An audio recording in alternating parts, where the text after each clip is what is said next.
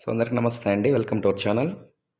ఇదేంటంటే important job notification, especially మనకు APPSC నుంచి, అంటే ఆంధ్రప్రదేశ్ పబ్లిక్ సర్వీస్ కమిషన్ నుంచి ఒక ఇంపార్టెంట్ నోటిఫికేషన్ అయితే రావడం జరిగింది. సో ఇందులో AE jobs, assistant engineer in various engineering sub services అనేసి మెన్షన్ చేస్తూ ఇందులో 35 క్యారీ ఫార్వర్డ్, అలాగే 155 ఫ్రెష్ వేకెన్సీస్, టోటల్గా 190 జాబ్స్ అయితే ఇచ్చారు. సో 35 క్యారీ ఫార్వర్డ్, 155 వచ్చి ఫ్రెష్ వేకెన్సీస్ అనమాట. సో ఫస్ట్ ఆఫ్ ఆల్ మీరు గుర్తుపెట్టుకోవాలి, ఇక్కడ ఏంటంటే ఏజ్ రిలాక్సేషన్లో ఇక్కడ జాగ్రత్త చూసుకోండి.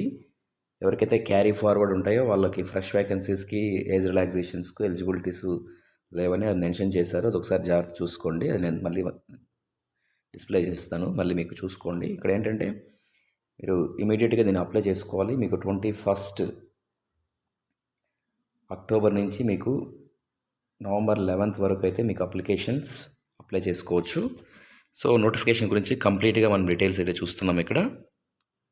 సో ఎలా అప్లై చేయాలి ఏంటి అనేది కంప్లీట్గా మీరు ఏంటంటే ఇక్కడ psc.ap.gov.in అనేటువంటి వెబ్సైట్లో అయితే అప్లై చేసుకోవాలి.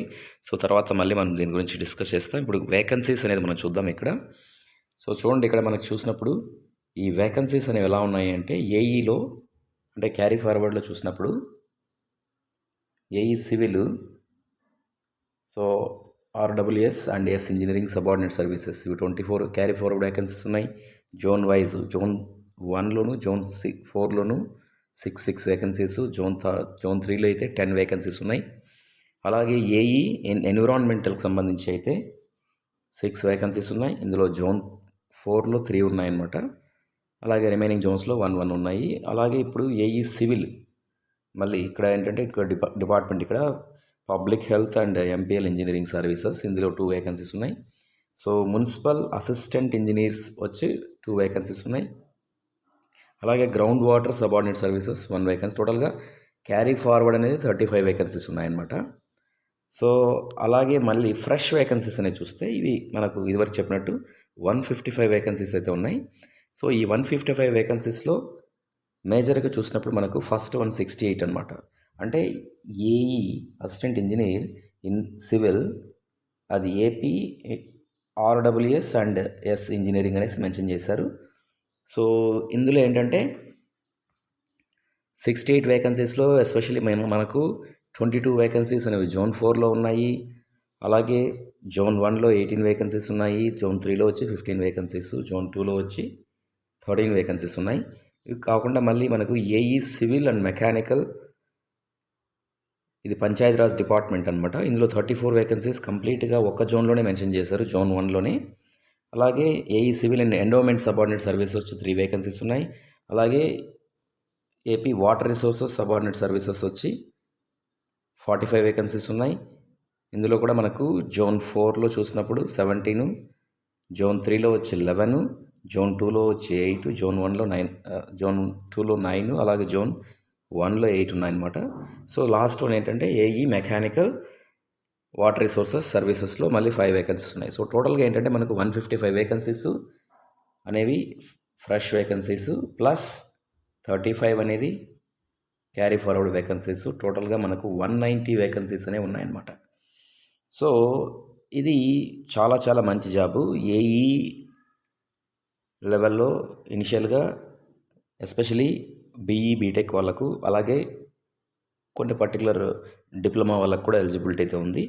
సో ఎడ్యుకేషనల్ క్వాలిఫికేషన్స్ అనేవి మనం చూస్తే ఇక్కడ చూడండి, ఏఈ సివిల్ ఇదేంటంటే మనకు, సో ఎడ్యుకేషనల్ క్వాలిఫికేషన్స్ అనేవి LCE issued by the state of technical education and training AP or any other qualifications అనేసి మెన్షన్ చేశారు. అలాగే మళ్ళీ మనకు ఏఈ సివిల్ ఆర్ మెకానికల్ అనేది మెన్షన్ చేస్తూ దీని క్వాలిఫికేషన్ ఏంటంటే, so BE BTech either civil mechanical or LCE అనమాట. ఇది డిప్లొమా, బేసిక్గా స్పెషల్ డిప్లొమాస్ అనమాట అవి. సో అలాగే మనకు అసిస్టెంట్ ఇంజనీర్ ఎన్విరాన్మెంటల్కి వచ్చేసరికి BE BTech in environmental engineering అనమాట, లేదా బీఈ బీటెక్ సివిల్ వాళ్ళు కూడా ఎలిజిబిలిటీ అయితే ఉంది ఇక్కడ. అలాగే ఏఈ ఇన్ ఎండోమెంట్ సర్వీసెస్లో so diploma in engineering either civil or mechanical అనమాట. ఇది చూడండి, so diploma in engineering either civil or mechanical.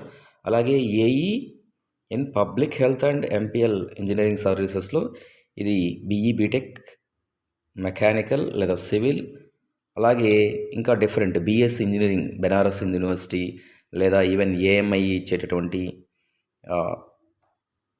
Jobs ఇలాంటివన్నీ కూడా ఉన్నాయన్నమాట. సో అలాగే మళ్ళీ మనకు డిఫరెంట్ డిప్లొమా హోల్డర్స్ కూడా ఎలిజిబిలిటీస్ అయితే ఉన్నాయి. సో అలాగే మనకు మున్సిపల్ అసిస్టెంట్ ఇంజనీర్ సివిల్ అనేది, సో ఇందులో కూడా డిప్లొమా ఇన్ సివిల్ ఇంజనీరింగు, అలాగే డిప్లొమా అదర్ డిపార్ట్మెంట్స్ కూడా ఉన్నాయన్నమాట. సో అలాగే civil AE in civil AP ground water సర్వీసెస్లో కూడా డిప్లొమా ఇన్ సివిల్ ఇంజనీరింగ్ ఉంది. అలాగే మనకు ఏఈ సివిల్ ఇన్ వాటర్ రిసోర్సెస్లో అయితే మళ్ళీ మనకు బీటెక్ సివిల్ ఉంది, అలాగే డిప్లొమా సివిల్ కూడా ఎలిజిబిలిటీ ఉంది. అలాగే లాస్ట్ వన్ ఏంటంటే ఏఈ మెకానికల్, దీనికి ఏంటంటే diploma or BTech in mechanical engineering ఉన్న వాళ్ళకి కూడా ఎలిజిబిలిటీ అయితే ఉన్నాయి. సో ఓవరాల్గా చూస్తే ఏంటంటే ఈఈ బీటెక్ వాళ్ళకి ఉన్నాయి, అలాగే diploma in particular especially civil mechanical అలాంటి డిప్లొమా వాళ్ళకి కూడా ఎక్కువగా జాబ్స్ అయితే ఉన్నాయన్నమాట. సో మనకు ఇదివరకు మనము చెప్పేటప్పుడు ఏంటంటే శాలరీస్ చూడండి, మీకు స్కేల్ అనేది 31,000 నుంచి 84,970 వరకు అనేసి ఇచ్చారు. సో ఇది ఏంటంటే 31 నుంచి 84 అంటే ఈవెన్ ప్రజెంట్ ఇది అబౌవ్ 50+ అనే చెప్పాలి. 50,000 అబోవ్నే ఉంటుంది శాలరీ ఖచ్చితంగా. సో ఇలా అయితే మనకు డీటెయిల్స్ అయితే ఉన్నాయి. సో దీనికి మీరు అప్లై చేయాల్సింది ఏంటి అంటే అక్టోబర్ 21 నుంచి నవంబర్ 11 లోపల అప్లై చేసుకోవాలి. సో అలాగే మళ్ళీ ఏంటంటే మీకు ఎగ్జామ్స్ అనేవి కూడా ఉంటాయి. తర్వాత మీకు సిలబస్ అనేది కూడా మనం చూస్తాము. సో కంప్లీట్గా నేను ఇదైతే మీకు డిస్క్రిప్షన్ బాక్స్లో లింక్ అయితే ఇస్తాను, మీరు డౌన్లోడ్ చేసుకోండి. సో జోన్స్ అనేవి కూడా మీకు డిఫరెంట్ జోన్స్ అనేవి మీకు ఆల్రెడీ ఐడియా ఉందని అనుకుంటాను. సో జోన్ 1 అంటే శ్రీకాకుళం, విజయనగరం, విశాఖపట్నం అనమాట. జోన్ 2 అయితే east Godavari, west Godavari, Krishna. Zone 3 అయితే గుంటూరు, ప్రకాశం, నెల్లూరు.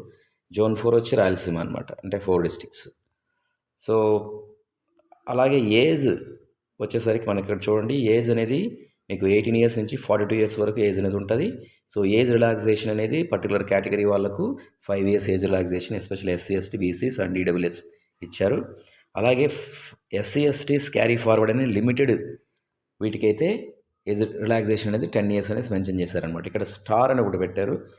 సో అలాగే మళ్ళీ మనకు పిహెచ్ వాళ్ళకు 10 ఇయర్స్, అలాగే డిఫరెంట్ సర్వీసెస్లో ఉన్న వాళ్ళకు 3 ఇయర్స్ 10 ఇయర్స్ ఇలా అయితే ఉన్నాయి. సో ఇక్కడ ఏంటంటే నోట్ అని మెన్షన్ చేశారు చూడండి, ఇక్కడ SC ST candidates who avail 10 years of age relaxations are not eligible for SC ST fresh vacancies. అంటే ఇప్పుడు 10 ఇయర్స్ ఏజ్ రిలాక్సేషన్ ఉన్నదనుకోండి, అంటే ఎవరికి క్యారీ ఫార్వర్డ్ వేకెన్సీస్, అలాంటి వాళ్ళకు ఫ్రెష్ వేకెన్సీస్కి ఎలిజిబిలిటీ లేదనేసి మెన్షన్ చేశారు. సో ఇది కొంతవరకు జాగ్రత్తగా ఆలోచించి మీరు అప్లై చేయాల్సి ఉంటుంది. సో కంప్లీట్ నేనైతే ఇది మీకు మళ్ళీ లింక్ అయితే ఇస్తాను, హౌ టు అప్లై అనేది. సో స్టెప్ బై స్టెప్ అయితే ఇక్కడ మెన్షన్ చేశారు. సో ఈ స్టెప్ బై స్టెప్స్ అన్నీ కూడా మళ్ళీ మీకు డీటెయిల్స్ అనేవి నేను మళ్ళీ మీకు అప్డేట్ అయితే చేస్తాను. సో అలాగే మనకు స్కీమ్ ఆఫ్ ఎగ్జామినేషను, సిలబస్ ఇలాంటివన్నీ కూడా ఉన్నాయన్నమాట. బేసిక్గా ఏంటంటే మనం స్కీమ్ ఆఫ్ ఎగ్జామినేషన్ వెళ్ళే ముందు ఏంటంటే ఇక్కడ మనకు ఈ qualifying marks, cut off marks అనేసి ఇక్కడ ఇచ్చారు కదా. సో దీన్ని ఒకసారి చూద్దాం. సో ఓపెన్ కాంపిటీషన్ కానీ ఈడబ్ల్యూఎస్లో ఉన్న వాళ్ళకు 40% మార్క్స్ అనేవి క్వాలిఫైయింగ్ మార్క్స్ అనమాట, మినిమం క్వాలిఫైయింగ్ మార్క్స్. అదే మనకు ఈ బీసీ బ్యాక్వర్డ్ వాళ్ళకైతే 35%, ఎస్సీ ఎస్టీ పిహెచ్ వాళ్ళకైతే 30% అనేది క్వాలిఫైయింగ్ మార్క్స్ అనమాట. సో అది మెరిట్ అని కాదు, తర్వాత నెక్స్ట్ లెవెల్లో ఉన్న వాళ్ళకే ఎవరైతే మెరిట్లో ఉంటారో వాళ్ళకైతే జాబ్స్ అనేవి ఇస్తారు. సో ఒకవేళ ఎవరైనా మరీ ఈ క్వాలిఫైయింగ్ మార్క్స్ కంటే తక్కువలో ఉంటే అలాంటి వాళ్ళకు అవి అలాగే ఉండిపోతాయి అన్నమాట. సో మినిమం క్వాలిఫైయింగ్ మార్క్స్ అయితే మెన్షన్ చేశారు. సో అలాగే మళ్ళీ మనకు యాక్చువల్గా ఇక్కడ ఈచ్ పోస్ట్ వైజ్ మళ్ళీ మనకు వేకెన్సీస్ అయితే చెప్పారు.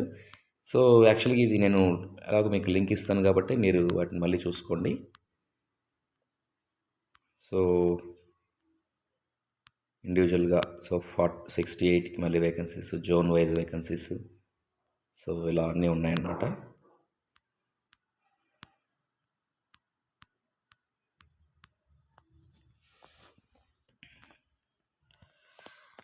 సో అలాగే మళ్ళీ మనకి ఇక్కడ scheme and syllabus for the post of AE.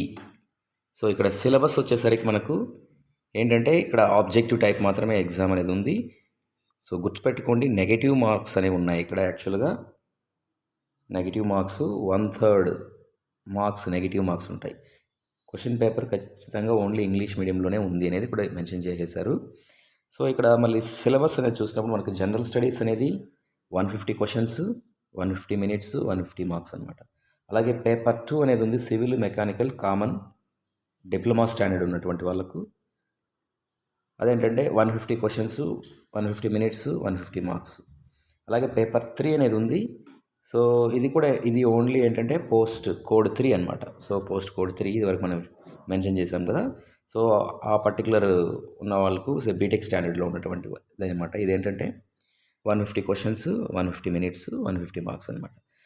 So యాక్చువల్గా ఇది అంటే టోటల్గా మీకు చూసినప్పుడు 300 మార్క్స్కే మీకు ఎగ్జామ్ అనేది ఉంటుంది. సో టోటల్గా ఏంటంటే మీకు 300 మార్క్స్కే ఎగ్జామ్ అనేది ఉంటుంది, రైట్. సో మరి సిలబస్ అనేది general studies and mental ability అంటే బేసిక్గా మీకు ఏంటంటే చాలా వరకు ఇక్కడ మీరు చూసినప్పుడు కరెంట్ అఫైర్స్ కావచ్చు, లేదా నేషనల్ ఇంపార్టెంట్ ఈవెంట్స్, అలాగే general science and its applications, అలాగే మనకి సైన్స్ అండ్ టెక్నాలజీ, అలాగే economy, polity, Indian polity, governances. So యాక్చువల్గా మనము దీనికి సంబంధించి వీడియోస్ కూడా మన ఛానల్లో మీ అందరికి కూడా వస్తాయి. సో మీరు మన ఛానల్ని ఫాలో అవుతుంటే మీరు వీడియోస్ కూడా మీకు అప్డేట్ అయితే చేస్తుంటాం. సో అలాగే ఇక్కడ socio and economic and political histories of the modern India అని ఇచ్చారు. అలాగే ఇండియన్ పాలిటీ అండ్ గవర్నెన్స్ ఇచ్చారు. అలాగే economic development in India since independence అనేసి మెన్షన్ చేశారు.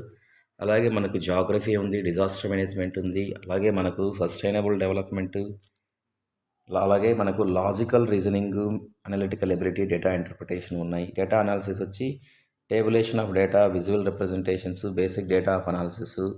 సో ఇవన్నీ ఏంటంటే మనకు బేసిక్గా ఈ టాపిక్స్కి ఫస్ట్ ఆఫ్ ఆల్ మనము వీడియోస్ అయితే చేస్తున్నాం. మీ అందరికి కూడా అయితే ఇవైతే ఖచ్చితంగా వస్తాయి, arithmetic and reasoning.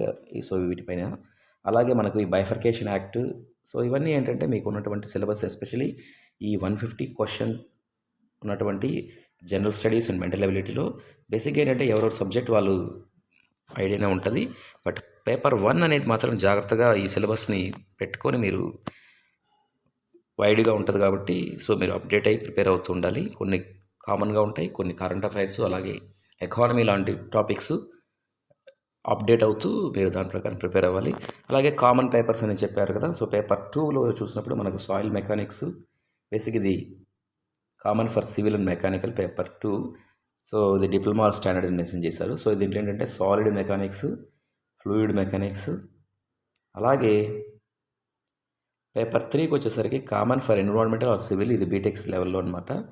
So BTech syllabus standard అనమాట. ఇది ఏంటంటే water supply engineering, waste water engineering, అలాగే air noise pollutions, solid waste managements, అలాగే environmental impact assessment and sustainable developments, water resources engineering.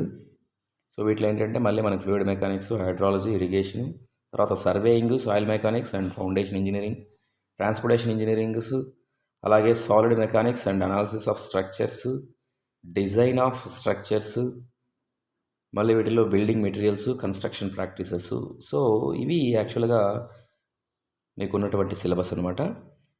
So కాబట్టి ఏంటంటే మీరు జాగ్రత్తగా మీ సిలబస్ని దగ్గర పెట్టుకొని, అలాగే మీకు ఉన్నటువంటి ఈ జనరల్ స్టడీస్, మెంటల్ అబిలిటీని కూడా బాగా ఫోకస్ చేస్తే ఖచ్చితంగా మీరందరూ కూడా మంచిగా జాబ్ తెచ్చుకోవచ్చు, రైట్. మరిన్ని అప్డేట్స్ మన ఛానల్లో ఉన్నాయి, మీరు చూసుకోండి. సో ఈ పీడిఎఫ్ అయితే డిస్క్రిప్షన్ బాక్స్లో మీకు అవైలబిలిటీ ఉంటుంది, right. Wish good luck, thank you all.